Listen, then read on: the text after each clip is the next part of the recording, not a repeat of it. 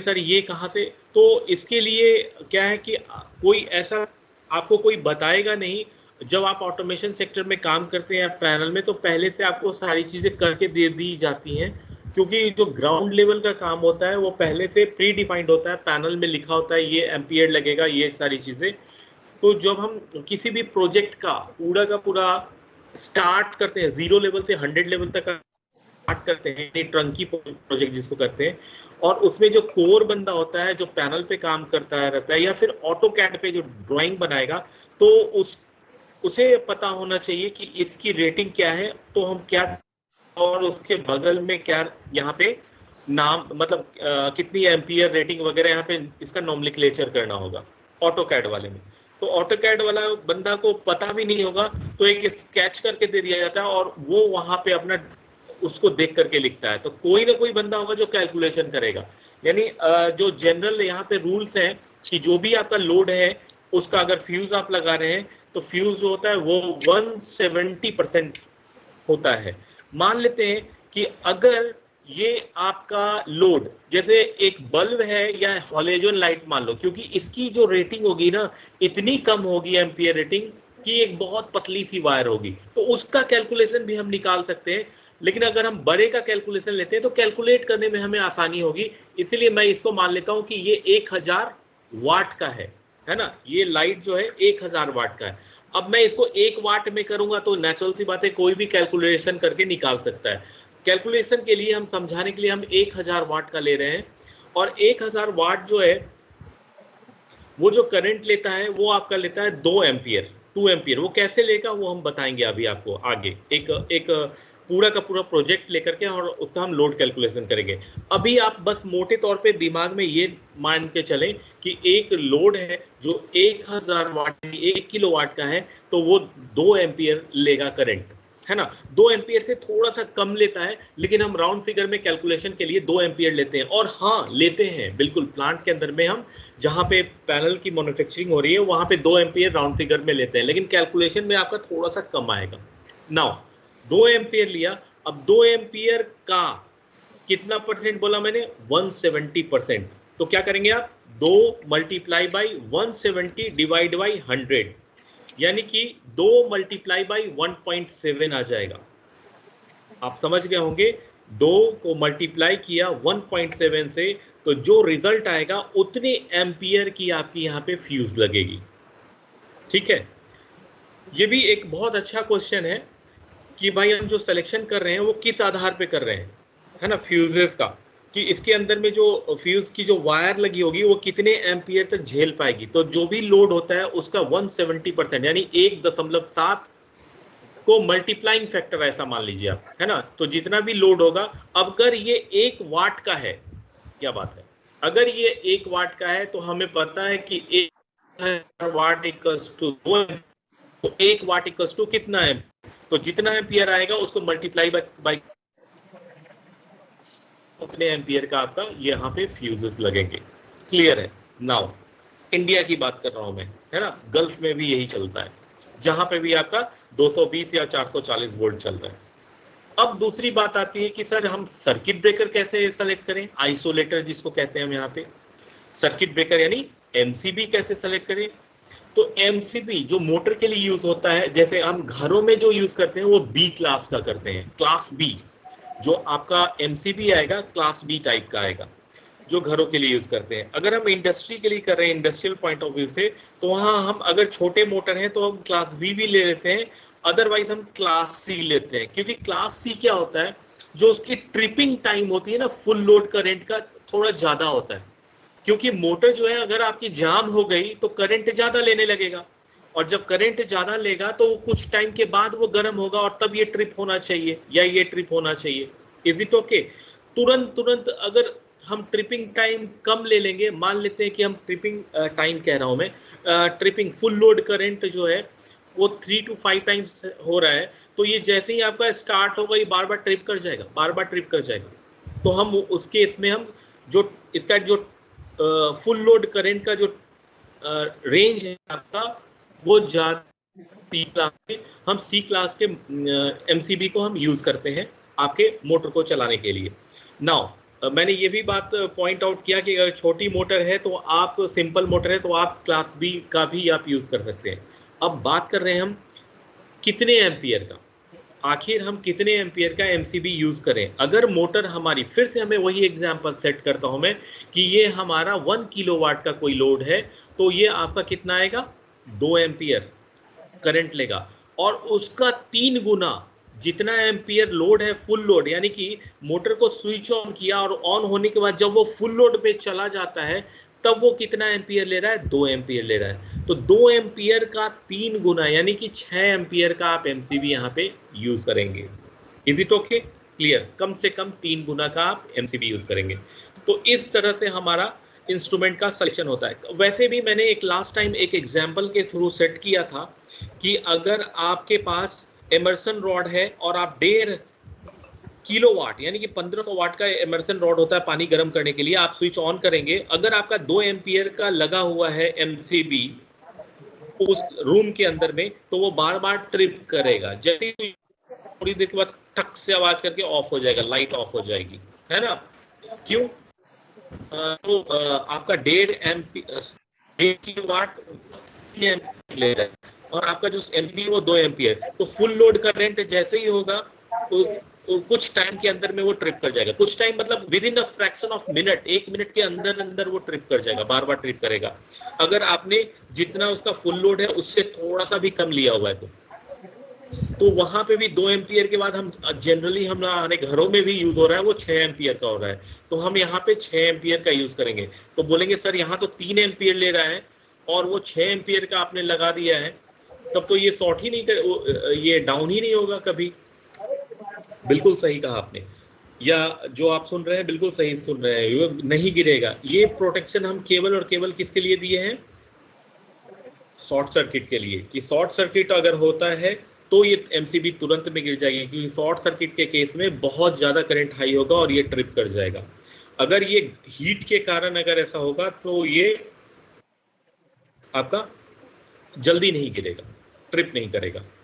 इसलिए आपने देखा होगा कि एमसीबी आपका 6 एम्पियर का है और जो सॉकेट है वो 2 एम्पियर है, 6 एम्पियर का भी आप यूज कर रहे हो और वो ट्रिप नहीं करता, और वायर जो है उसके अंदर में आपका 2 एम्पियर के इक्विवेलेंट लगा होता है ना? तो आपने देखा होगा क्या कि जब भी आप जब पानी को गर्म करते हैं तो नवंबर का महीना से पानी गर्म करते हैं और ये फरवरी आते आते वो पूरा का पूरा जल जाता है, क्योंकि इसकी जो हीट है वो धीरे धीरे धीरे धीरे करके वो पूरे के पूरे को गला देती है, क्योंकि जो वायर है, वायर के थ्रू जो हीट डेवलप हो रहा है वो हीट वहां पे डिसिपिटेट होता रहता है और वो गल जाता है। तो उस केस में आपको जो सॉकेट लेना होता है वो बहुत ही अच्छे कंपनी का लेना होगा, तब फिर आपका वहां पे जल्दी खराब नहीं होगा। लेकिन हमने जहां तक देखा है एक्सपीरियंस के बेस पे कि अगर हीटर वगैरह की बात करें तो आप कितना भी अच्छा कर ले, जो उसकी रेटिंग है उससे ज्यादा का भी आप ले लोगे सर्किट, क्या कहते हैं, सॉकेट वगैरह, फिर भी वो एक टाइम के बाद वो खराब हो ही जाता है, उसमें फैल मतलब उसका जो पीछे का सॉकेट के पीछे का जो चीज़ है वो जलने या गलने लगता है कुछ टाइम के बाद। मतलब ये कह लो आप 2 महीना, 4 महीना, 6 महीने के बाद वो धीरे धीरे स्वीट पॉइजन की तरह काम करता है और वो गला देता है। तो यहाँ पे हमने अभी आपको यहाँ पे केवल ये शेयर किया अभी जो हमने देखा कि जो फ्यूजेज हम लेते हैं उसकी रेटिंग क्या लेंगे और सर्किट ब्रेकर की रेटिंग क्या लेते हैं। अब हम बात करते हैं कि यहाँ पे जो आपका थर्मल ओवरलोड रिले है इसका सिलेक्शन हम कैसे करेंगे, मतलब इसमें जो सेटिंग करेंगे ना एम्पियर रेटिंग, वो कैसे करते हैं। तो मैंने आपको लास्ट टाइम बताया था कि एक मोटर है, वो मोटर जो है आपकी 2 एम्पियर ले रही है, लेट सपोज मान के चलते हैं कि मोटर आपकी 2 एम्पियर ले रही है, तो इसका भी एक स्टैंडर्डाइजेशन है कि आप 120% आपको मैंने बताया फ्यूज में आप क्या करते हैं, 170% ज्यादा जो आपका लोड है, फुल लोड है उसका 170% 1.7 हो गया, और इसमें 120% यानी कि 1.2, यानी कि अगर ये 2 एम्पियर का है तो 2 एम्पियर मल्टीप्लाई बाई 1.2 करेंगे तो जितना आपका रिजल्ट आएगा उतनी आप सेटिंग कर देते हैं एम्पियर रेटिंग। यहाँ पे ये मैं नहीं कह रहा हूँ, ये किताबों में भी लिखा हुआ है और यही इंडस्ट्री में यूज हो रही है पैनल की कंपनीज में। तो यहाँ पे 1.2 मल्टीप्लाई कर देंगे, 120% एक्स्ट्रा होता है, जो भी लोड होगा उसका 120% आप थर्मल ओवरलोड डिले में सेलेक्ट कर देते हो और वो काम करने लगता है। चलिए, बात हो गई यहाँ लोड सिलेक्शन ऑफ जो आपका फ्यूजेज और सर्किट ब्रेकर्स वगैरह हैं उसके ऊपर। आगे अब हम चलते हैं, बात करेंगे रिले के बारे में। तो रिले हम स्टार्ट करते हैं। रिले, अब रिले होता क्या है, व्हाट इज रिले, और हम रिले क्यों कर रहे हैं, है ना, वो कारण है इसके पीछे। सबसे पहला मुख्य कारण है कि रिले होता क्या है, स्विचिंग डिवाइस है, स्विच को ऑन या ऑफ करता है। अगर आप फाइनल ईयर में चले जाओगे तो रिले का डिफिनेशन थोड़ा सा अलग हो जाता है।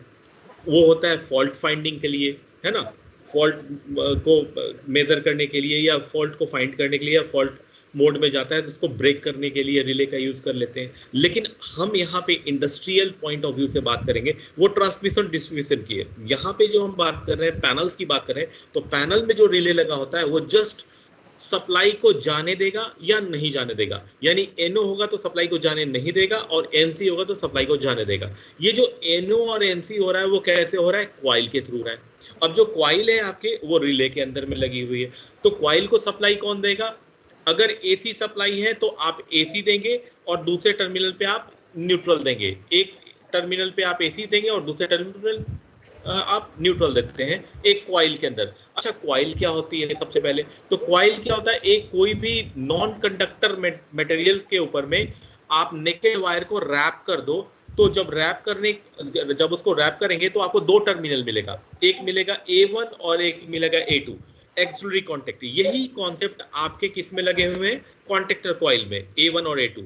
इसी तरह से रिले के अंदर में भी आपके दो टर्मिनल्स होंगे आपके, जो कि एक फेज को जाएगा और दूसरा न्यूट्रल को। अगर रिले एसी टाइप है तो हम सबसे पहले बात करते हैं what is relay. Relay is an electromechanical switching device. Relay is an electromechanical switching device, ये स्विचिंग पे काम करता है, 0 और 1 पे।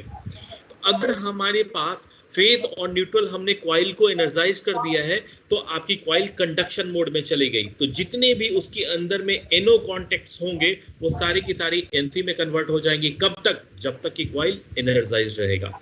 और जैसे ही सप्लाई को आपने क्वाइल में सप्लाई को जैसे ही ब्रेक किया तो जितने भी आपके एनसी कांटेक्ट होंगे वो फिर से एनओ हो जाएंगे। क्लियर है। अब इसी तरह से दूसरे हैंड की तरफ चले तो उसमें एनसी कांटेक्ट भी होते हैं रिले के अंदर में। वो सारी चीजें अभी डिटेल बताने वाला हूं मैं, बस एक थोड़ा सा आपको कॉन्सेप्ट क्लियर कर दूं पहले, उसके बाद हम रिले पे और ज्यादा डिटेल बात करने वाले हैं। तो रिले में आपके एनओ कांटेक्ट भी होते हैं और एनसी कांटेक्ट भी होते हैं। तो जब आपने यहाँ पे जब A1 और A2 पे सप्लाई दे दी है फेज और न्यूट्रल की, तो जितने एनओ कांटेक्ट है वो एनसी में कन्वर्ट हो गई, और जितने एनसी कांटेक्ट होंगे वो एनओ में कन्वर्ट हो जाएगा। एनओ मतलब सप्लाई को नहीं जाने देगा, एनओ मतलब नॉर्मली ओपन, एनसी मतलब नॉर्मली क्लोज, है ना, उल्टा काम करेगा जब सप्लाई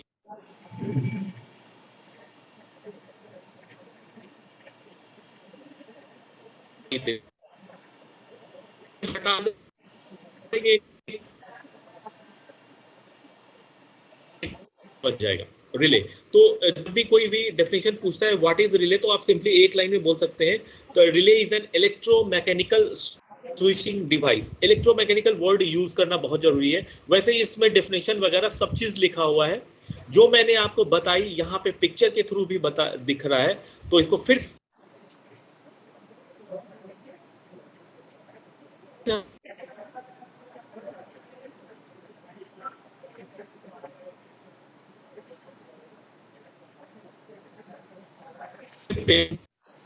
ये दो टर्मिनल दिख रहे हैं आपको, एक पे आपने फेज दे दिया और दूसरे पे आपने न्यूट्रल दे दिया। जैसे ही फेज और न्यूट्रल देंगे ये एनओ कांटेक्ट क्या हो जाएगा, एनसी में कन्वर्ट हो जाएगा। और अगर आपने यहाँ पे सिंगल फेज सप्लाई दे रखी है तो सप्लाई यहीं तक आ रही होगी, कब तक, जब तक इस कॉइल को एनर्जाइज नहीं करेंगे।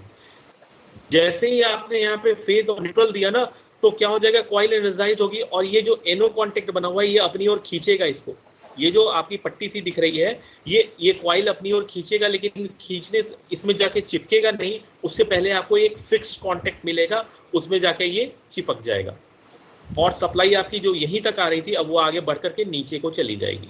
नीचे आपने जो भी लोड लगा रखा होगा उसमें लोड में सप्लाई चली जाएगी, और लोड में कम से कम दो टर्मिनल तो होंगे ही ना।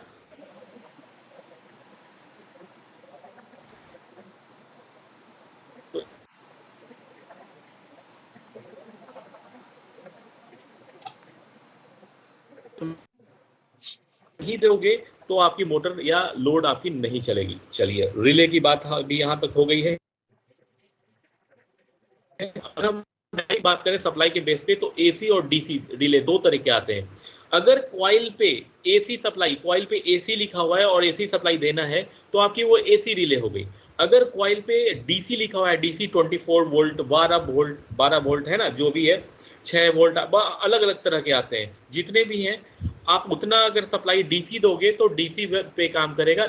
और इस साइड आप अगर डीसी सप्लाई देंगे तो डीसी आगे जाएगा, एसी सप्लाई देंगे तो एसी जाएगा। ये पोलैरिटी का मात्र है। मतलब अगर आपने यहाँ पे एसी सप्लाई दी है तो ये एसी आगे जाएगा, अगर आपने डीसी दिया है तो डीसी जाएगा। इस कॉइल को क्या सप्लाई दे उसके ऊपर डिपेंड करता है कि ये डीसी रिले है या एसी रिले है। अगर कॉइल पे हम एसी सप्लाई दे रहे हैं तो ये एसी रिले कहलाएगा, अगर कॉइल पे हम डीसी सप्लाई दे रहे हैं तो ये डीसी रिले। इस साइड में जो स्विच ऑन ऑफ होना है, उधर आप एसी या डीसी कुछ भी दे सकते हैं, चाहे कोई भी रिले हो, है ना, क्योंकि केवल हमें कनेक्शन को ब्रेक या टर्मिनेट करना है with the help of relay. Okay, now तो आपको पता लग गया कि सर रिले जो है वो दो तरह के बेसिस ऑफ सप्लाई, कॉइल को जो सप्लाई देते हैं, एक होता है एसी रिले और दूसरा है डीसी रिले। अगर on the basis of pin configuration बात करेंगे तो बहुत तरह के रिले आते हैं, जैसे कि 5 पिन का होगा, 8 पिन का, या फिर 11 पिन, इस तरह से आपके आते हैं। तो पिन कॉन्फ़िगरेशन का मतलब क्या हो गया? अगर आपके पास 5 पिन का है तो इसमें एक NO और एक NC होगा, यानी एक NO कांटेक्ट होंगे और दूसरा NC कांटेक्ट होगा। अगर 8 पिन का है तो 2 NO कांटेक्ट होंगे और 2 NC कांटेक्ट होंगे, मतलब एक साथ आप 4 आउटपुट को हैंडल कर सकते हैं। अगर 5 पिन का है तो केवल 2 ही आउटपुट को, एक NO की तरह बिहेव करेगा, दूसरा NC की तरह। अगर 8 पिन का है तो 2 NO की तरह, 2 NC की तरह। अगर आपके पास 11 पिन का है तो 3 NO होंगे और 3 आपके NC कांटेक्ट होंगे। Is it okay? क्लियर है जी? चलिए इसको थोड़ा सा और ज्यादा क्लियर करते हैं, है ना, रिले को। तो इसके बारे में चलिए, इसके बारे में हम पहले बाद में बात करेंगे। मैं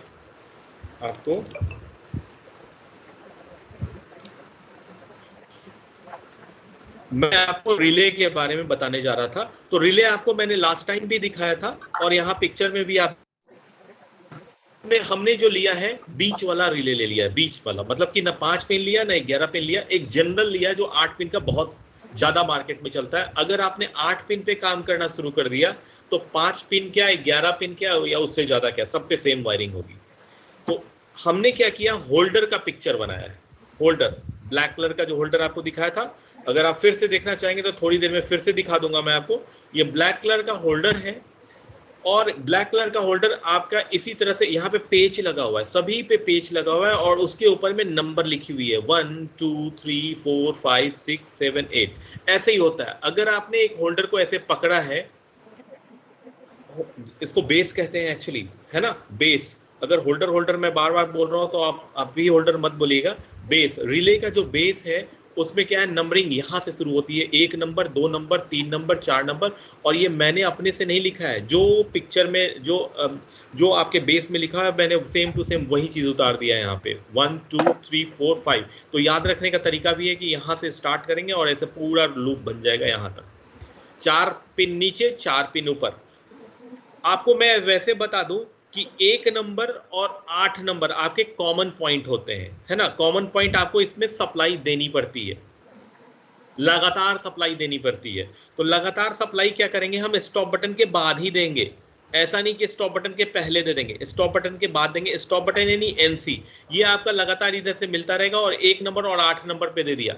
आप 8 नंबर पे नहीं भी दे सकते हो, केवल 1 नंबर पे ही दो, तो केवल आपका ये वाला, ये 4 पोर्शन आपका काम करेगा। ये दोनों 4 और 3 और 4 काम करेंगे अगर 1 पे दिया है तो।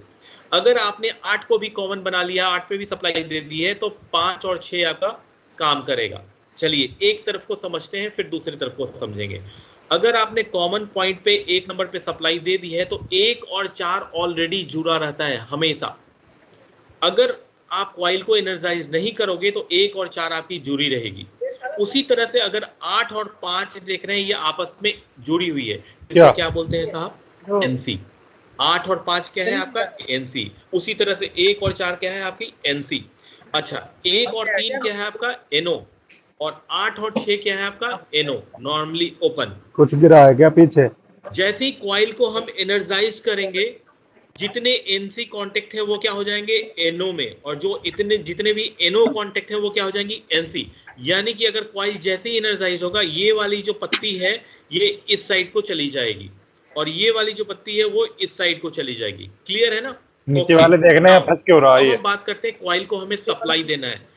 तो 2 नंबर जो CE कंपनी का हमारे पास है, स्नाइडर में भी लगभग सेम यही कॉन्फ़िगरेशन है।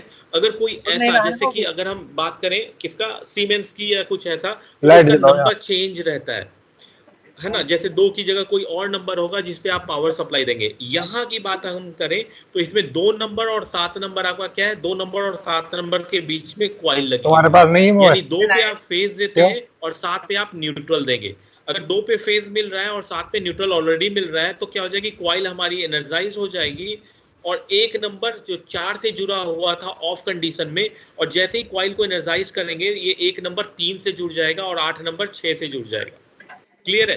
तो 2 नंबर, अभी आप बात कर रहे हैं, आपके माइंड में चल रहा होगा सर दूसरी कोई कंपनी हो जिसमें नंबर चेंज हो। कोई बात नहीं, उसके ऊपर में स्क्रीन बनी, जो एक्रेलिक सीट होती है प्लास्टिक, उसके ऊपर में डायग्राम बना होता है काफी बढ़िया सा। उसमें साफ दिख रहा होता है कि आपका कोई 2 पॉइंट जो है वो आपके उसके बीच में एक छोटा सा डब्बा सा बना रहेगा, और उस पे क्या होगा, ऐसे समझिएगा, मेरे माउस को समझिएगा, और मैं थोड़ी देर में दिखा भी दूंगा कि एक रेक्टेंगल सा बना होगा, और रेक्टेंगल से एक वायर ऐसे जाएगी और एक वायर ऐसे निकल के जाएगी दोनों, और यहाँ पे प्लस माइनस या फेज न्यूट्रल कुछ भी ऐसा सिंबल होगा। अगर AC होगा तो गोल सा सर्कल होगा, उसमें ऐसे करके वेव बना रहेगा, साइन वेव। तो आपको समझ में आ जाएगा कि वो डब्बा एक्चुअली में क्या है? कॉइल है, जिसमें हम फेज और न्यूट्रल देंगे। इसमें हमें जो मिला वो 2 नंबर और 7 नंबर के बीच में वो डब्बा था, तो हमने 2 नंबर पे फेज देखना दे दिया और पड़ेगा। 7 पे न्यूट्रल दे दिया। 1 नंबर और 8 नंबर पे हमने स्टार्ट बटन से जस्ट पहले सप्लाई दे दी कंटिन्यूअसली। अगर मैं स्टॉप बटन दबाऊंगा तो 1 और 8 पे भी सप्लाई नहीं जाएगी, लेकिन कब तक? जब तक कि हम इसको दबा के रखेंगे। जैसे ही रिलीज करेंगे फिर से क्या हो जाएगा? सप्लाई जानी शुरू हो जाएगी। चलिए स्टार्ट करते हैं। अब हमने बटन को प्रेस किया, जैसे ही हमने बटन को प्रेस किया तो ये सर्किट पूरी कंप्लीट हो गई और 2 नंबर पे सप्लाई चली गई, और 7 नंबर पे पहले से न्यूट्रल जा रही है। तो अब क्या होगा बॉस? कॉइल आपकी एनर्जाइज हो गई है, यानी 1 नंबर से जो सप्लाई जा रही थी 4 नंबर को, अब वो किधर जाने लगेगी? 3 नंबर को। और हमने 3 नंबर से ही एक और वायर निकाल के एक लाइट लगा दी है, AC सप्लाई वाली लाइट 220 वोल्ट, और उस पर न्यूट्रल दे दिया। उसी तरह से इधर 6 नंबर पे भी हमने एक लाइट लगा दी और यहाँ पे न्यूट्रल दे दिया। तो जब तक मैं इसको प्रेस करके रखूंगा तब तक तो ये वाली 1 नंबर 3 से जुड़ी रहेगी और 8 नंबर 6 से जुड़ी रहेगी।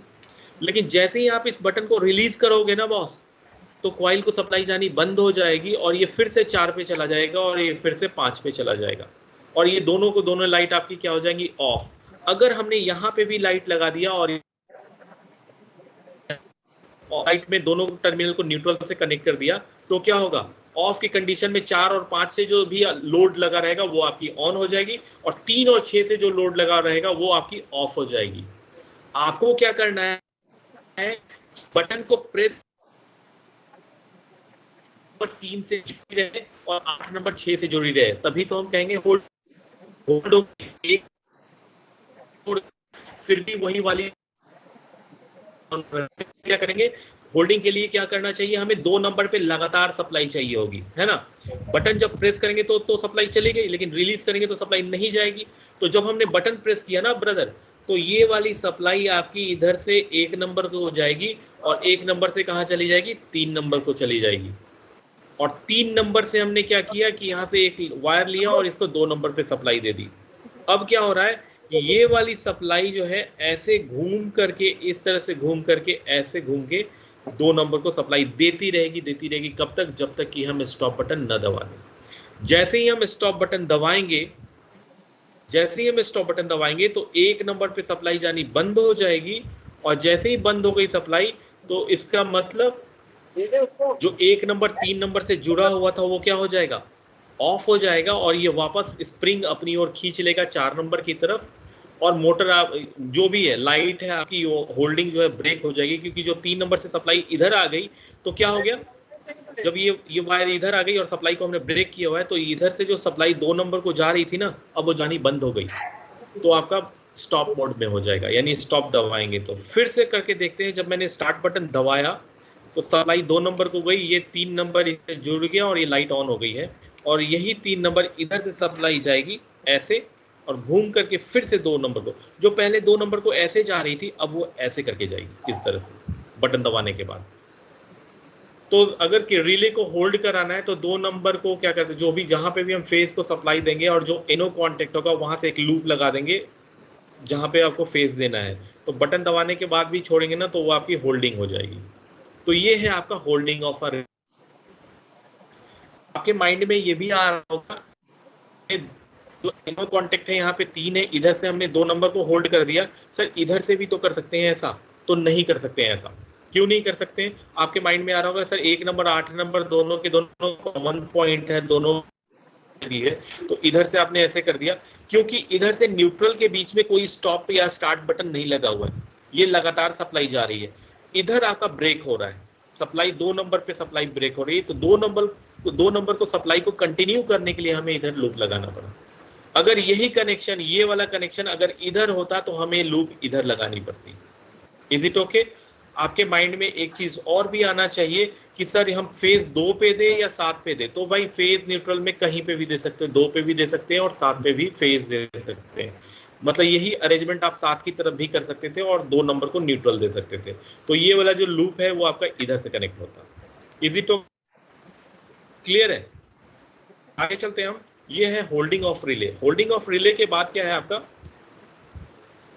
Locking of relay. अब हम लॉकिंग क्यों करते हैं वो भी बता देता हूं मैं आपको, एक सेकेंड।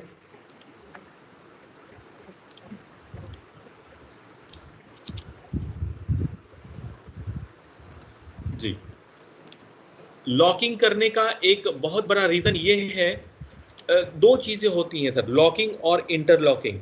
लॉकिंग में क्या होता है कि आपने स्टार्ट बटन को दबा करके किसी भी एक आउटपुट को ऑन कर दिया और पुश बटन को रिलीज कर दिया, तो आउटपुट आपकी ऑन ही होगी हमेशा के लिए।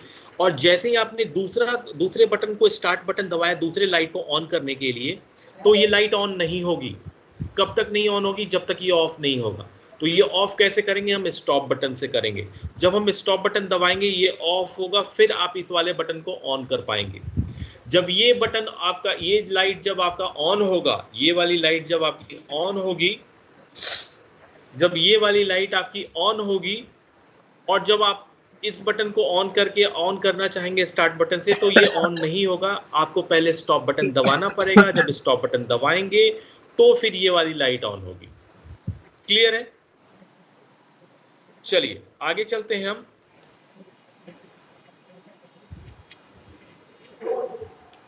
दो रिले हैं आपके पास। देखिए यहाँ पे क्या है, R1, और यहाँ पे भी हमने R1 लिख दिया, एक्चुअली ये R2 है। 2 रिले हमने ले लिया, एक R1 और एक R2। 7 नंबर पे आपको पता है कि हमने न्यूट्रल दे दिया। चलो ऐसे हमने सिंबल बना दिया कि ये न्यूट्रल से हमने कनेक्ट कर दिया, बहुत अच्छा। आपने क्या किया कि एक स्टॉप बटन, और यहाँ से क्या किया, हमने सिंगल फेज सप्लाई दे दी स्टॉप बटन को, और यहीं से हमने वायर निकाला स्टार्ट बटन को दिया, जैसा कि पहले किया हमने, जैसा कि पहले वाले में किया था। यहाँ से देखिए स्टार्ट बटन से हमने क्या किया, स्टॉप बटन से पहले हमने स्टॉप बटन लगाया, उसके बाद स्टार्ट बटन लगाया। तो अभी हमारे पास क्या है, 2 रिले है। आपके पास 2 रिले है, तो कितने लगाने पड़ेंगे बटन? 2 बटन लगाने पड़ेंगे, 2 स्टार्ट बटन। और दोनों स्टार्ट बटन क्या होगा, स्टॉप बटन के बाद जो सप्लाई आएगी वो एक को हमने यहाँ कनेक्ट कर दिया और दूसरे को हमने यहाँ कनेक्ट कर दिया। ये R1 को चलाएगा और ये R2 को ऑन करेगा। ठीक है जी, ओके। नाउ आगे चलते हैं हम। आपको पता ही है कि हम 1 नंबर कॉमन पॉइंट है। अभी हम यहाँ पे 8 नंबर को यूज नहीं करेंगे। 8 नंबर को हम दूसरे तरीके से यूज करेंगे, क्योंकि ये लॉकिंग है, 2 रिले को आपस में हम जोड़ रहे हैं। तो हम केवल 1 नंबर को अभी हम यहाँ पे कॉमन पॉइंट बनाते हैं। तो कॉमन पॉइंट देने के लिए आपको याद होगा, यहाँ पे देखिए हमने क्या किया था, स्टॉप बटन के बाद एक वायर निकाली पहले और एक नहीं दी थी। यहाँ पे भी वही काम करेंगे। बाद हमने एक वायर निकाला और दोनों वायर, यहाँ पे भी एक को दे दिया और इसको भी एक को दे दिया। ठीक है, यहाँ तक कंप्लीट हो गया। बात करते हैं कि स्टार्ट बटन के दूसरे पॉइंट से हमने R1 को 2 नंबर पे सीधे देना था, लेकिन हम यहाँ पे सीधे न दे करके यहाँ से सप्लाई निकाली हमने, और इसके यानी कि स्टार्ट बटन जो पहला रिले को ऑन करने वाला बटन है उससे एक वायर को निकाला और दूसरे वाले के 8 नंबर को कनेक्ट किया और 5 नंबर से निकाल के तब इसके हम 2 नंबर को देंगे। क्लियर है? ऐसा क्यों कर रहे हैं? क्योंकि ये 8 और 5 क्या होता है, आपस में NC होता है। 8 और 5 NC होता है, यानी कि जब ये ऑफ कंडीशन में होगा, ऑफ कंडीशन में जब ये वाली रिले ऑफ कंडीशन में होगी तभी इस बटन को प्रेस करेंगे, तब ये वाली जो वायर है, ये वाली वायर ये आपकी कहाँ जाएगी, 2 नंबर को जाएगी। ठीक है, सेम कनेक्शन हम दूसरे के लिए कर लेते हैं। दूसरे स्टार्ट बटन के दूसरे टर्मिनल से लिया और इसको हमने कनेक्ट कर दिया इसके 8 नंबर से। हमें चलाना है इस बटन से इस वाले को, लेकिन पहले कनेक्शन देंगे हम पहले वाले के 8 नंबर को, और 8 नंबर से 5 नंबर को निकाला और इसको दे दिया हमने 2 नंबर को। ओके, अब आपको पता तो है ना सर कि 3 को 2 से कनेक्ट कर देते हैं लूपिंग होल्डिंग करने के लिए, और इसको भी हमने होल्डिंग करने के लिए 3 को 2 से कनेक्ट कर दिया। और लाइट अगर लगाना चाहते हो तो आप यहाँ पे लोड लगा दिया आपने, लोड, और यहाँ पे भी लोड लगा दिया सिंगल फेज का। ठीक है, अब यहाँ पे आपने सिंगल फेज का लोड लगा दिया। क्लियर है? ओके, नाउ अब क्या करते हैं हम,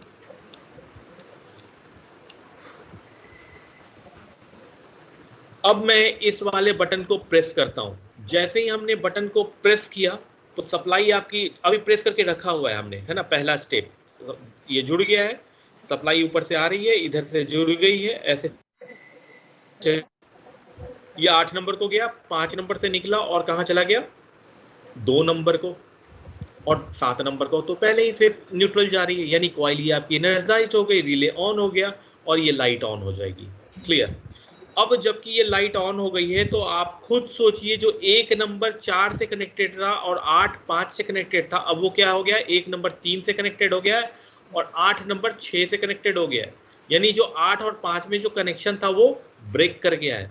अब मैं दूसरे बटन को प्रेस करता हूँ, जब मैंने इसको प्रेस किया तो ये सप्लाई आगे यहीं तक रुक जाएगी, क्योंकि अभी ये ऑन कंडीशन में है, और ऑन कंडीशन में जितने भी NC कॉन्टेक्ट थे वो क्या हो गए हैं, NO, यानी NO हो गए हैं, तो आपकी सप्लाई अब आगे नहीं जाएगी इसको 2 नंबर को। आपको क्या करना पड़ेगा, इसको ऑन करने के लिए पहले इसे ऑफ करना पड़ेगा। ऑफ करने के लिए क्या करेंगे, आप स्टॉप बटन दबाएंगे, इसको स्टॉप बटन करेंगे। जब स्टॉप करेंगे तो सप्लाई क्या होगी, इधर से सप्लाई 1 नंबर को जानी बंद हो जाएगी और ये जो होल्डिंग हो रखी है वो ब्रेक हो जाएगा और ये ऑफ कंडीशन में आ जाएगा। नाउ जब आप बटन को रिलीज करते हैं तो फिर से आपकी NC हो गई है। अब आपकी 1 नंबर 4 नंबर से कनेक्टेड है और 8 नंबर 5 से कनेक्टेड है। अब आप किसी भी बटन को प्रेस करो, आपने इस बटन को प्रेस किया, जब आप इस बटन को प्रेस करेंगे तो ये सप्लाई 8 को जाएगी। अभी ये ऑफ कंडीशन में तो 8 और 5 जुड़ा हुआ है और ये 2 नंबर को चला गया, 2 नंबर को चला गया। 1 नंबर को तो पहले ही से आ रहा था, तो ये 1 नंबर जो 4 से जुड़ा हुआ था अब क्या हो जाएगा, 3 से जुड़ जाएगा और ये आपकी होल्डिंग कंडीशन में चली गई। जब होल्डिंग कंडीशन में गई तो 8 और 5 आपका नहीं जुड़ा रहेगा, अब ये 8 और 6 जुड़ गया। अब आपने क्या किया, फिर से इस बटन को प्रेस किया, क्योंकि इसको ऑफ करना है, इसे ऑन करना है, तो इसको जब प्रेस करेंगे तो ये आगे सप्लाई नहीं जाने देगा, तो फिर से इसको स्टॉप करना पड़ेगा। कहने का मतलब ये है कि आपके पास कोई भी 2 आउटपुट है और दोनों आउटपुट में से किसी भी एक आउटपुट को आपको ऑन करना है और दूसरे बटन से दूसरे को ऑन करना है, लेकिन वो कभी भी ऑन नहीं होगा। कब तक ऑन नहीं होगा, जब तक कि आप स्टॉप बटन न दबाओ। तो जहाँ पे शॉर्ट सर्किटिंग या जहाँ पे प्रायोरिटी की बात होती है, जहाँ पे हमें केवल एक ही आउटपुट को एक बार में चलाना है, दूसरे मोटर को नहीं चलाना, दूसरे मोटर कभी भी चलेगा जब पहली मोटर ऑफ होगी, तो वहाँ पे हम इस तरह से लॉकिंग का यूज करते हैं। आप इंटरनेट पे या कहीं पे भी सर्च करोगे तो लॉकिंग और इंटरलॉकिंग का बहुत कंफ्यूजन है ना, मार्केट में अवेलेबल। तो लॉक का मतलब लॉक कर देना कि अगर एक ऑन है तो दूसरा आपका ऑन होगा ही नहीं जब तक कि आप स्टॉप बटन न दबाओ, तो उसको हम सिंपली क्या बोलते हैं, लॉकिंग। और इंटरलॉकिंग अलग चीज होती है, ये हमने लॉक कर दिया। तो अगर जिन्होंने PLC की प्रोग्रामिंग कर रखी है, बस उनको थोड़ा सा समझ में ज़्यादा आएगा जो अभी आगे मैं बताने वाला हूँ, है ना।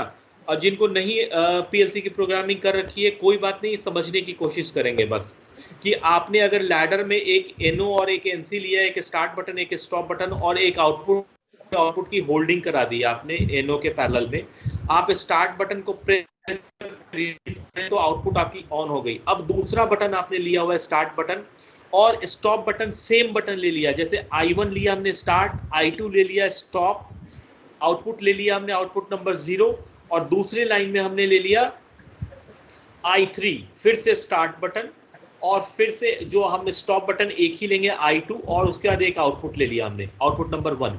अब मैं दूसरे आउटपुट को ऑन कराना चाहता हूं दूसरे स्टार्ट बटन से। जैसे ही मैं स्टार्ट बटन दबाऊंगा हमारी आउटपुट ऑन हो जानी चाहिए, लेकिन ये ऑन नहीं होगी, लॉकिंग की हुई है। कैसे करेंगे लॉकिंग? आउटपुट की कॉइल की एड्रेसिंग अपोजिट में दे देंगे, आउटपुट नॉट इनपुट, आउटपुट की जो यानी आउटपुट नंबर 0 की एड्रेसिंग हम दूसरे वाले लाइन में दे देंगे पैरेलल में एनसी के तौर पे, और दूसरे वाला जो आउटपुट होगा उसकी एनसी हम पहले लाइन में आउटपुट के पहले दे देंगे। तो उससे क्या होगा, अगर पहली वाली लाइट ऑन हो रही होगी तो आपकी नीचे वाली लाइन आपकी एनओ की तरह बिहेव करेगा और आप स्टार्ट बटन दबाओगे तो नहीं चलेगा जब तक कि आप स्टॉप बटन न दबा दें। तो हम लॉकिंग ऐसे करते हैं कि भाई जब तक स्टॉप बटन नहीं दबाओ दूसरी चीज़ों को ऑन हम नहीं कर सकते हैं, तो वहाँ पे हमारी लॉकिंग हो जाती है। और एक होता है आपका इंटरलॉकिंग। इंटरलॉकिंग का मतलब क्या होता है वो पहले समझ लेते हैं। उसमें भी आपकी 2 स्टार्ट बटन होगी, एक स्टार्ट बटन को दबाएंगे तो पहली लाइट ऑन हो जाएगी और दूसरी आपकी लाइट ऑन नहीं होगी। और जब दूसरा बटन को प्रेस करेंगे, जब आप दूसरे बटन को प्रेस करेंगे तो आपकी पहली वाली लाइट ऑटोमेटिकली ऑफ हो जाएगी और दूसरी वाली लाइट या मोटर जो भी आप आउटपुट बोल रहे हैं वो ऑन हो जाएगा। और फिर से पहली वाली को प्रेस करेंगे तो दूसरी ऑफ हो जाएगी और पहली आपकी ऑन हो जाएगी। इसका मतलब ये है कि आपको इसमें एक स्टार्ट बटन दूसरे के लिए स्टॉप बटन का काम कर रहा है और दूसरा स्टार्ट बटन पहले के लिए स्टॉप बटन का काम कर रहा है। इसमें आपको लॉकिंग जैसी वर्ड नहीं मिलेगी। कहने का मतलब कि आप इसमें दोनों स्टार्ट बटन से आप उसके करस्पॉन्डिंग आउटपुट को ऑन कर सकते हो एट द सेम टाइम बिना स्टॉप बटन दबाए। लेकिन ये थोड़ा सा रिस्की होता है।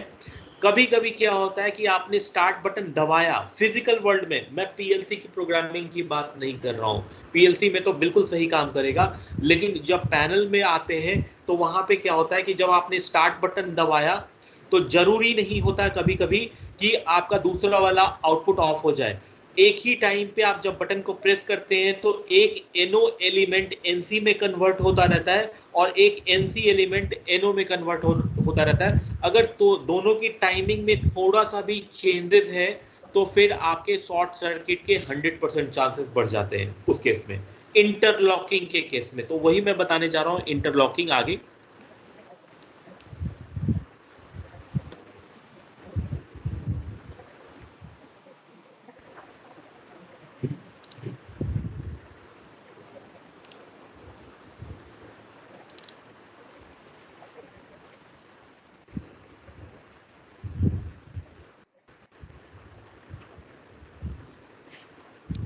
एक सेकेंड,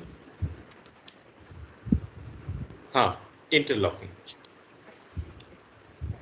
इंटरलॉकिंग में आपने बहुत बार पैनल में देखा होगा, अगर नहीं देखा तो आज भी जाके देखिएगा कि जो आपके पुश बटन होते हैं वो ग्रीन कलर के हो रहे हैं, लेकिन अंदर में जो एलिमेंट लगे होते हैं वो आपके रेड होंगे और ग्रीन, दोनों के दोनों लगे होते हैं एक ही पुश बटन में। तो जब आप पुश बटन को जब दबाएंगे तो क्या होगा, जो एनसी होगा वो एनओ में कन्वर्ट हो जाएगा और जो एनओ होगा वो एनसी में कन्वर्ट हो जाएगा। होता क्या है पहले स्टेप में, जब आप बटन को प्रेस करते हैं नीचे की तरफ तो ये एनसी तुरंत में एनओ हो जाता है, लेकिन जो एनओ है वो तुरंत में एनसी नहीं होता है। अच्छी क्वालिटी का और एलिमेंट की बात कर रहा हूं मैं। जब आप बटन को प्रेस करेंगे, हल्का सा प्रेस करते हैं तो ये एनसी तुरंत एनओ में हो जाएगा, यानी सप्लाई जानी बंद कर देगी, लेकिन जो एनओ है वो एनसी में नहीं होगा। आप थोड़े और प्रेस करते हैं और अंदर बटन को ले जाते हैं तब जाकर के ये एनओ होता है। मैंने मतलब कि पहले स्टेप में क्या हो गया, मतलब ये कि पहले स्टेप में आपको सप्लाई को ब्रेक करेगा और जब आप बटन को थोड़ा सा और प्रेस करेंगे तब वो दूसरे जो लाइन होगी उसको सप्लाई को जोड़ेगा।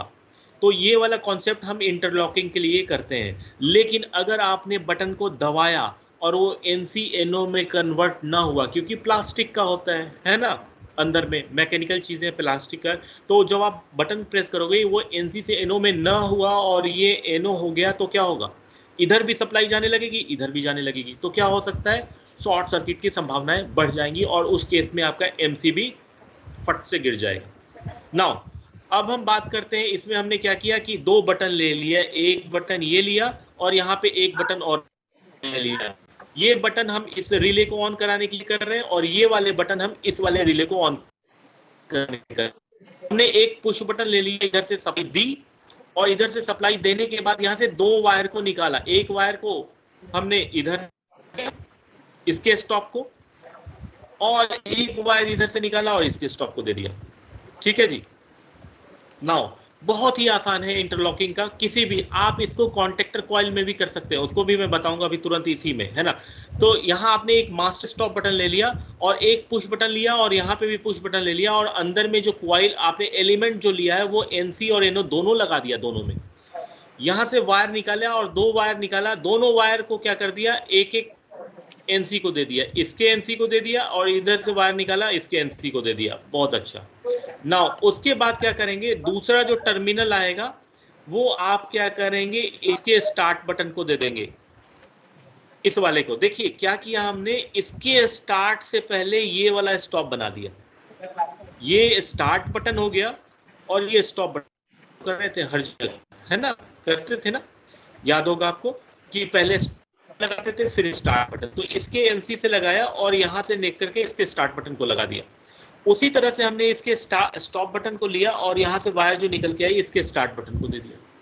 अब यहाँ तक हमारी हो गई क्रॉस कनेक्शन। नाउ अब हम स्टार्ट बटन को लेके चलते हैं, क्योंकि स्टॉप बटन वाला काम हमारा कंप्लीट हो गया, दोनों टर्मिनल कंप्लीट हो गया। एक को पकड़ के चलते हैं, यहाँ से लिया, इसको दिया, यहाँ से निकाला और इसके टर्मिनल से, स्टॉप बटन के टर्मिनल से दूसरे PB को दे दिया स्टार्ट को, और दूसरा टर्मिनल को निकाल के सीधे सीधे कहाँ डाल दिया, 2 नंबर को दे दिया हमने।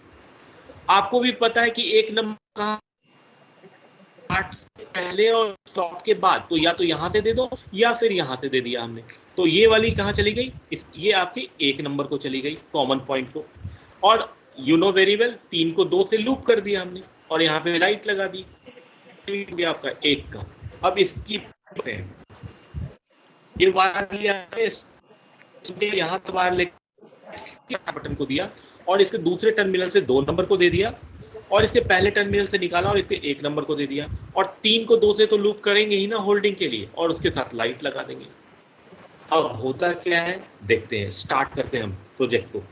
हमने इस बटन को प्रेस किया तो ये वाली अभी NC का कोई महत्व नहीं है, ये वाली जो लाइन है बिल्कुल फर्स्ट स्टार्टिंग में, ये वाली क्या हो जाएगी लाइन, इसमें जुड़ जाएगी, ये जुड़ेगी और 2 नंबर को सप्लाई देना शुरू कर देगा।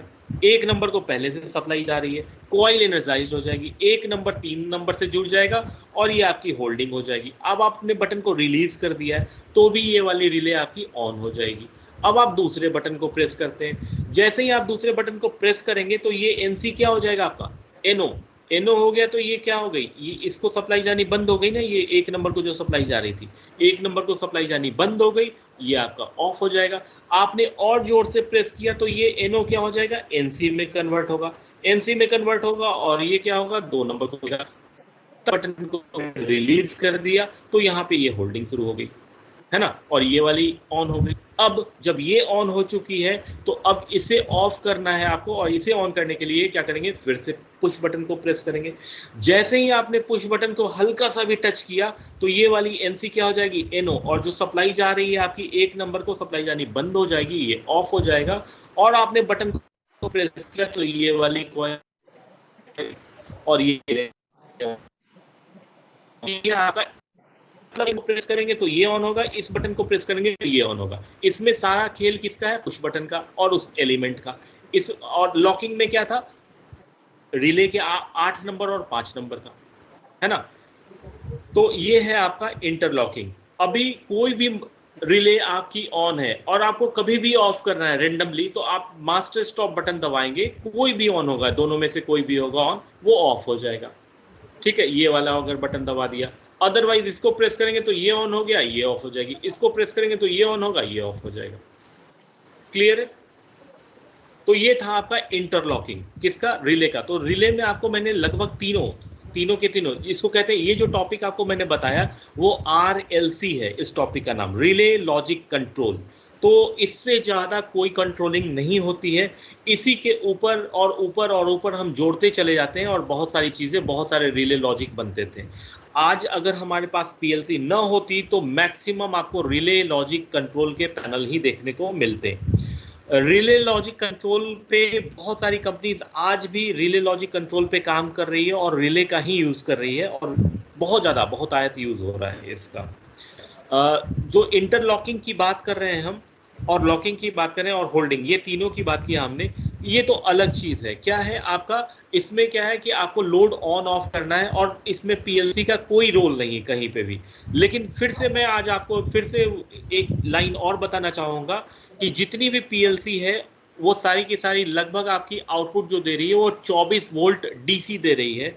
और आपके प्लांट के अंदर में अगर 24 वोल्ट DC आउटपुट को ऑन करना है या ऑफ करना है, जैसे सोलेनॉइड वाल्व होता है, बहुत सारी चीजें होती है, इंडिकेटर होता है, आपका फैन होता है, अगर उसको डायरेक्ट 24 वोल्ट DC पे चलाना है तो आप डायरेक्ट सप्लाई दे सकते हैं। लेकिन आपको भी पता है कि प्लांट के अंदर में मिनिमम सिंगल फेज या 3 फेज का यूज हो रहा है, तो अगर सिंगल फेज है तो आपको एक रिले लगाना ही पड़ेगा। तो आपको रिले कैसे, मैंने अभी आपको बताया था,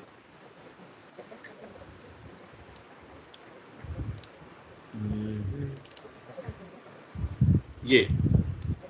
तो आप ऐसे केसेस में ये आप रिले लेते हैं, और रिले में क्या करेंगे, अगर ये आपकी 8 पिन है तो ठीक है, अगर 5 पिन होता तो ये वाले कांटेक्ट नहीं होते आपके, ये दोनों है ना, इधर के नहीं होते, केवल इधर इसी के साथ में यूज करते। मैं छोटा वाला ही रिले मान के चल रहा हूँ 5 पिन का। उसमें क्या करेंगे आप कि आपको जो सप्लाई आ रही होगी DC सप्लाई, तो आपको क्या लेना पड़ेगा? DC रिले लेना पड़ेगा। कितने वोल्ट का? PLC कितनी दे रही है? 24 वोल्ट, तो आप रिले भी 24 वोल्ट का लेना पड़ेगा। जो सप्लाई आ रही है वो 2 नंबर पे, 8 नंबर पे क्या देंगे आप? निगेटिव देंगे, क्योंकि DC है, निगेटिव कहां से देंगे? SMPS से, स्विच मोड पावर सप्लाई से। यहाँ पे आपने PLC की सप्लाई दी, अब PLC सब सप्लाई आ रही है 24 वोल्ट की 5 मिनट के लिए, तो 5 मिनट 2 नंबर पे सप्लाई जाएगा। नाउ आप क्या करोगे?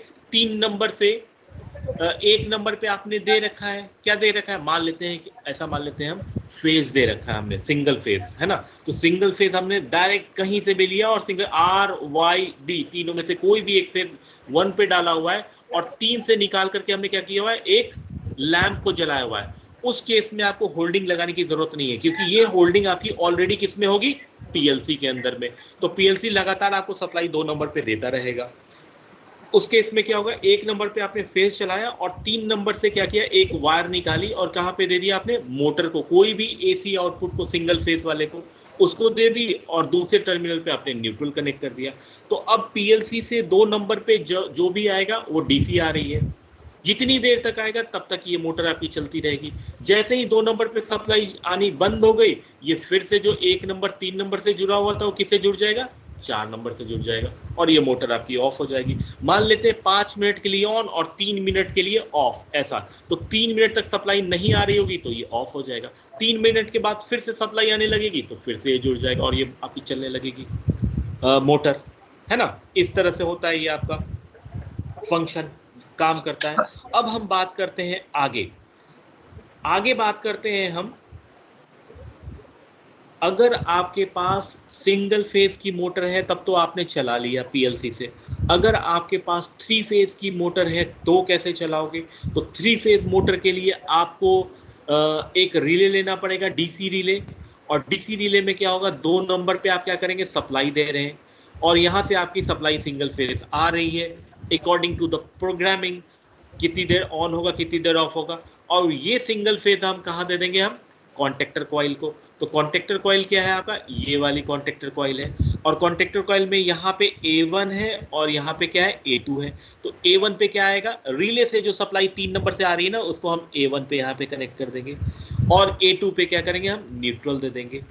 तो जब जब सप्लाई इसको आएगी रिले से, तब तक ये कॉन्टेक्टर कॉइल हाई हो जाएगा, और ये क्या हो जाएगा आपका? ये जुड़ जाएगा और मोटर चल पड़ेगी 3 फेज इंडक्शन मोटर।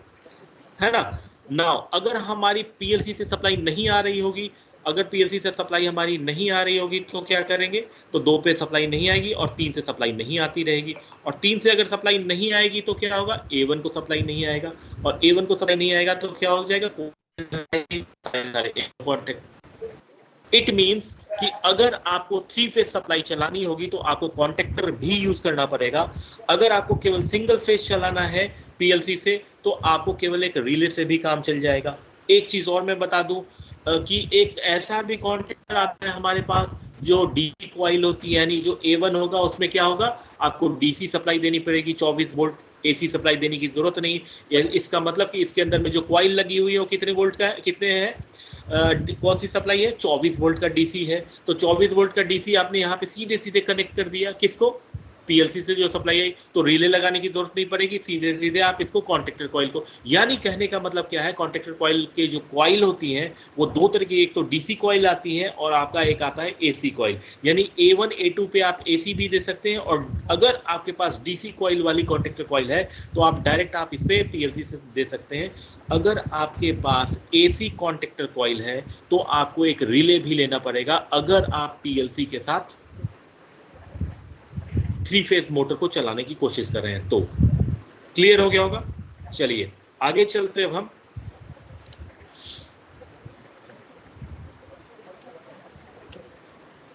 नाउ अब ये है ब्रदर ओवरलोड रिले। आपको मैंने कल भी बताया है, लास्ट डे बताया जब भी हमने क्लास किया है कि थर्मल ओवरलोड रिले यूज करते हैं। तो थर्मल ओवरलोड रिले ये आपका एक थर्मल ओवरलोड रिले सीमेंस का है, और यहाँ पे आप क्या करते हैं, ये जो पेज सा बना हुआ है ना, इसमें आप सेटिंग करते हैं। सेटिंग कैसे करते हैं वो भी आपको मैंने अभी अभी बताया। क्या बताया, एम्पियर रेटिंग, मोटर की जितनी रेटिंग होगी फुल लोड करंट, है ना, एम्पियर में जितनी एम्पियर की होगी उतना ही आप क्या करोगे, उसको मल्टीप्लाई करेंगे 120 मल्टीप्लाई बाई 100, यानी कि 1.2 से 1.2 से आप मल्टीप्लाई करेंगे। सीधा याद रखने का बहुत आसान फार्मूला है कि अगर आपको थर्मल ओवरलोड रिले में सेटिंग करना है एम्पियर रेटिंग की, इतने करंट के बाद ये ट्रिप हो जाए। अच्छा, ट्रिपिंग टाइम की बात करते हैं पहले उसके बारे में कि ट्रिपिंग टाइम इसका थोड़ा सा ज्यादा होता है, ठीक है। ट्रिपिंग टाइम अगर ज्यादा होने का इसके पीछे रीजन है, क्या रीजन है कि मोटर अगर आपकी करंट ले रही है और लगातार कुछ टाइम तक लेगी तभी तो वो हीट जनरेट करेगा, और इसके अंदर में जो वायर जाएगी वो क्या होगा, तब वो गर्म होगा, और तब ये गर्म होगा, और इसके अंदर में क्या है, थर्मोस्टेट टाइप का एक बाई मेटेलिक प्रोडक्ट लगा हुआ है, एलिमेंट है, जो कि आपकी एनसी बनी होती है, वो क्या हो जाएगा आपका एनओ, और वो ट्रिप कर जाएगी। एनओ बनेगा तो सप्लाई जानी बंद हो जाएगी, तो वो हीट पे काम करता है। यानी कि अगर करंट मान लेते हैं 2 एम्पियर है तो 2 को मल्टीप्लाई करोगे 1.2 से, तो जो रिजल्ट आएगा उससे ज्यादा अगर करंट ये ले रहा होगा तो ये क्या हो जाएगा, आपका ट्रिप हो जाएगा कुछ टाइम के अंदर में, और मोटर आपकी सेफ जोन में चली जाती है। ये बटन जो रेड कलर का बटन है, अगर आपकी ट्रिप कर गई है, मोटर के ऊपर में लोड आपने ज्यादा दे रखा है और ये ट्रिप कर गई है, तो उस केस में आप क्या करेंगे, इसको दबा के रखते हैं कुछ टाइम तक, और दबाने से पहले आप क्या करेंगे, मोटर पे लोड को रिलीज करोगे, आप चेक करोगे कि आपके लाइन में कोई लोड क्यों आ रही है, लोड को नॉर्मलाइज करेंगे और फिर से इस बटन को दबा के रखेंगे। मोटर आपकी ये थर्मल ओवरलोड रिले आपका क्या हो जाएगा, रीसेट हो जाएगा, और रीसेट होने के बाद फिर से काम में आने लगेगा। यहाँ पे कुछ पॉइंट्स हैं, यहाँ पे आप देख रहे हैं ये सप्लाई देने को होता है और इधर से सप्लाई आपकी नीचे मोटर को जाती है। ये भी कुछ पेज सा दिख रहा है, ये यहाँ पे लिखा हुआ है 95, अगर आप लोग को दिख रहा हो तो 95, 96, 97, 98, और ये A2 है ना। A2 मतलब नेचुरल सी बात है, न्यूट्रल देंगे, और इसी का ऑपोजिट हमारा, अब इसमें न्यूट्रल चाहिए होगा, A1 भी साइड में है तो A1 आप दे देंगे, तो A1 और A2 इसको भी सप्लाई अगर चाहिए होगा तो इसको अभी आप दे सकते हैं। हमारे पास जो रिले थर्मल ओवरलोड रिले है उसमें A1 A2 देने का कोई भी ऐसा ऑप्शन नहीं है। अगर आप वैसा वाला लेते हैं तो आप A1 और A2 यहाँ पे आप कनेक्ट कर सकते हैं, फेज और न्यूट्रल। यहाँ पे 95 और 96 क्या होता है, पूरे ऑल ओवर द वर्ल्ड जितने भी आप थर्मल ओवरलोड रिले लेते हैं या कोई भी कंपनी का आप ले लो, वो आपका NC होता है ना। तो जो कॉन्टेक्टर कॉइल आप यूज कर रहे हैं, और कॉन्टेक्टर कॉइल के अंदर में जो कॉइल है उसकी सेफ्टी के लिए ये 95, 96 नंबर होता है। तो 95 और 96 जो होता है, अभी मैं आपको लाइन डायग्राम के थ्रू भी समझा दूंगा अभी तुरंत। तो 95 और 96 क्या आता है, आपकी एनसी होगी, तो जो वायर आएगी आपकी आइसोलेटर यानी एमसीबी से, वो सबसे पहले 95 को जाएगी और 96 से वाहन को निकलेगी। कि अगर आपकी कॉन्टेक्टर कॉइल के अंदर में जो कॉइल लगी हुई है, जो एनओ से एनसी बनाता है ड्यू टू एनर्जाइजेशन, वो अगर खराब होने लगे, गर्म होने लगे, तो ये क्या करेगा, इसको ब्रेक कर देगा और आपकी जो थर्मल ओवरलोड रिले जो है वो आपके कॉन्टेक्टर कॉइल को सेफ जोन में ले जाएगा। नाउ आपके माइंड में आ रहा होगा सर 97 और 98 क्या है, तो हम क्या करते हैं, 97 में कोई भी सिंगल फेज दे दिया हमने, कोई भी सिंगल फेज दे दिया, और 98 से वायर को निकाला और एक एलईडी लाइट चला दी 220 वोल्ट का, और वो दूसरे पे हमने क्या दे दिया, न्यूट्रल सप्लाई दे दिया दूसरे टर्मिनल पे, एलईडी के दूसरे टर्मिनल पे। वो ये तो एनो है ना, सप्लाई आपने यहाँ 97 पे दिया और 98 से निकाला, 95 97 और 98 आपस में एनो है, और यहाँ से सप्लाई निकाल के एक एलईडी को दे दी है, तो एलईडी जलेगा नहीं जलेगा, है ना। अब भाई जो आपका जो इंडिकेटर है उसमें एक सप्लाई तो आपने न्यूट्रल दिया, सॉरी एक तो न्यूट्रल दिया और दूसरे टर्मिनल को कनेक्ट कर दिया 98 से, तो क्या हो गया, आपकी नहीं जलेगी। लेकिन अगर ये पूरा का पूरा रिले क्या हो जाए, ट्रिप कर जाए, तो ट्रिप के केस में क्या होगा, 95 96 क्या हो जाएगा, एनओ हो जाएगा, और 97 98 क्या हो जाना चाहिए, एनसी। तो आपके पैनल के ऊपर में एक लाइट ऑन हो जाएगी, मोटर ऑफ लाइट ऑन। तो जब लाइट ऑन हो गई तो कोई भी वहां का इंजीनियर को देख के समझ में आ जाएगा कि हमारी जो कॉन्टेक्टर कॉइल है और जो रिले है वो हमारी ट्रिप कर गई है। तो ये केवल और केवल इंडिकेशन के लिए हम 97 98 यूज करते हैं, है ना। और भी रीजन से हम यूज करते हैं, लेकिन जनरली हम केवल इसको चेक करने के लिए हम यूज करते हैं पैनल के ऊपर में कि हम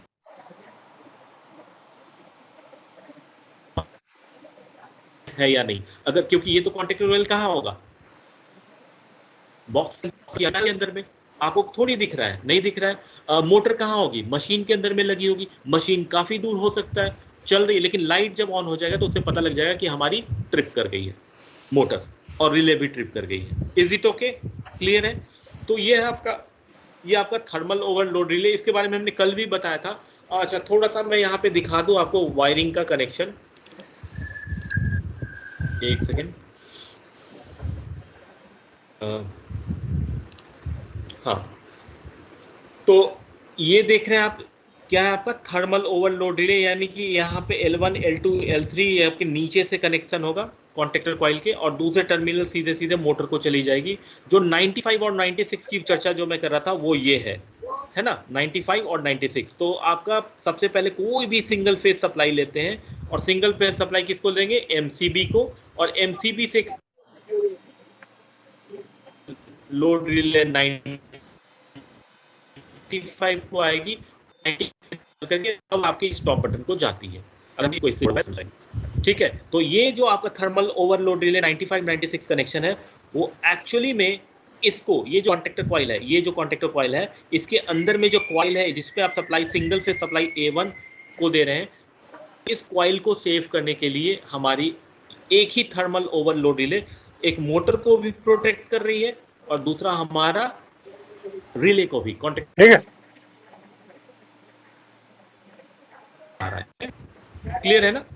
चलिए अब बात करते हैं अर्थ लीकेज रिले। अब अर्थ लीकेज क्या है, इसको हम लोग ELCB भी बोलते हैं, है ना। दूसरा चीज होता है ELCB। ELCB क्या होता है, अर्थ लीकेज सर्किट ब्रेकर, और ये रिले दोनों एक ही चीज है। एक तरीके से इसको बहुत एसेंशियल हो गया है मल्टी स्टोरेज बिल्डिंग में या फिर आपके इंडस्ट्री में। अर्थ लीकेज रिले करता है, इसका काम क्या है, अर्थ लीकेज रिले का नाम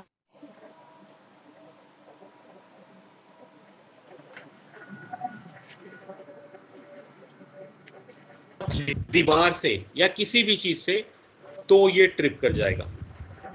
कितना सेंसिटिव है, बहुत। ट्रिपिंग टाइम देख लीजिए कितना है, 0.0 सेकेंड। आप समझ रहे हैं, 0.0 मतलब कि उधर आपका ग्राउंड से वही सप्लाई वो ट्रिप कर जाएगा। रेंज है 5 सेकेंड तक, डिपेंड करता है ना। कि कौन सी जल नहीं लगी हुई रही है। है। तो यहाँ पे आपका क्या है, जो वो बारिश की सेंसिटिविटी, वजह यहाँ से पे आप शॉर्टिंग देख हो रहे हैं रही है, सेंसिटिविटी अभी कितनी है, थोड़ी 10 देर में मिली जल जाएंगे एम्पियर से लेके लगभग, 12 अर्थ लीकेज एम्पियर होने तक, लगा। है ना। तो करंट 12 फ्लो होने एम्पियर, लगा होगा 12 कहीं। एम्पियर तो खैर बहुत ज़्यादा हो गया, 10 मिली एम्पियर बहुत ही कम है। तो डिपेंड्स अपॉन रिक्वायरमेंट के हिसाब से हम लगाते हैं कि कितना सेंसिटिव लगाना है हमें। ठीक है, तो इसका डिटेलिंग अगर हम बात करें तो इस पे बहुत लंबा टॉपिक चल सकता है। बस इसको समझाने के लिए मैं आपको एक तरीके से ऐसे एक एग्जांपल लेता हूँ कि आपके घर में पंखा होगा, फैन में दो वायर्स निकली होती है, और क्या होता है बाहर से भी दो वायर आएगी जो फेज और न्यूट्रल होगी, दोनों फैन और आपके जो बाहर से जो सप्लाई आ रही है, फेज और न्यूट्रल को आप कनेक्ट कर देते हैं, और कनेक्ट करने के बाद टेप लगा देते हो। थोड़े टाइम के बाद क्या होता है, टेप वो पिघल के लटक जाती है, और वो जो वायर, वो लिंटर, जैसे लिंटर को टच करेगा ना ब्रदर, तो आपकी जो घर में ऑफ लोड जितना इंक्रीज करेगा उतना ही तेज ब्लिंक हो रहा है, पल्स इसको काउंट करता है। तो उसी के बगल में एक और बल्ब लगा होगा, अभी आप जाके देख लेना आफ्टर क्लास, ई एल लिखा होता है, ई फॉर एलिफेंट, है ना, E for earth, E L, earth leakage. वो क्या हो जाएगा, जल जाएगा। अगर आपके घर में कहीं भी सप्लाई जो है वो आपके लिंटर,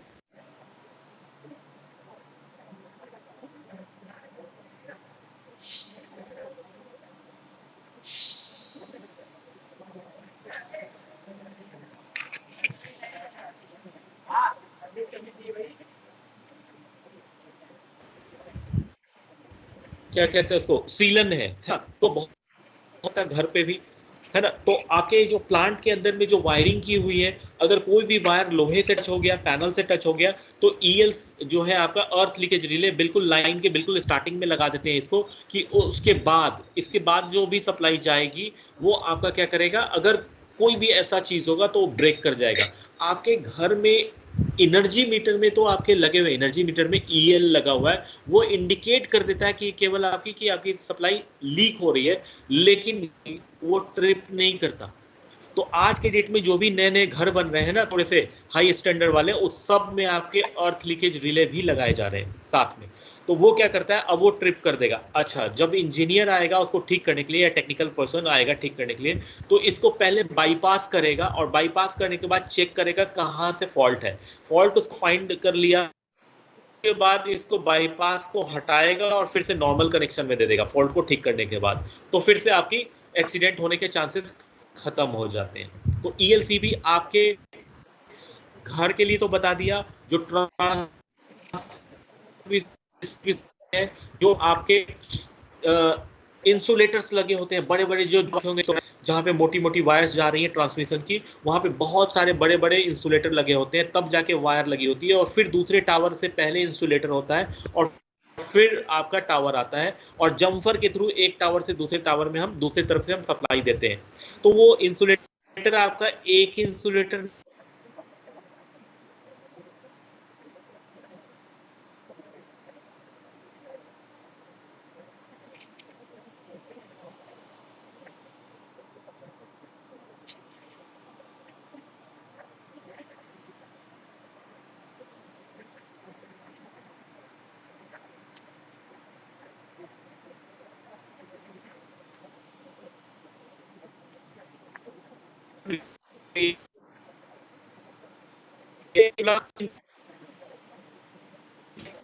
कि उस टावर तक, वो लाइन और टावर के बीच में कितना डिस्टेंस है, वो जो फ्लक्स जो डिस्ट्रीब्यूट कर रहा है, बाहर निकाल रहा है, उसकी रेंज कितनी है, उस रेंज से ज़्यादा हमें इंसुलेटर लगाना पड़ता है कि वो उस टावर में वो वाली फ्लक्स न चली जाए। ठीक है, आप समझ गए होंगे मेरी बात, कि जो हमारी लाइन है और जो टावर है उसके बीच में काफ़ी सारे इंसुलेटर होते हैं, अगर एक भी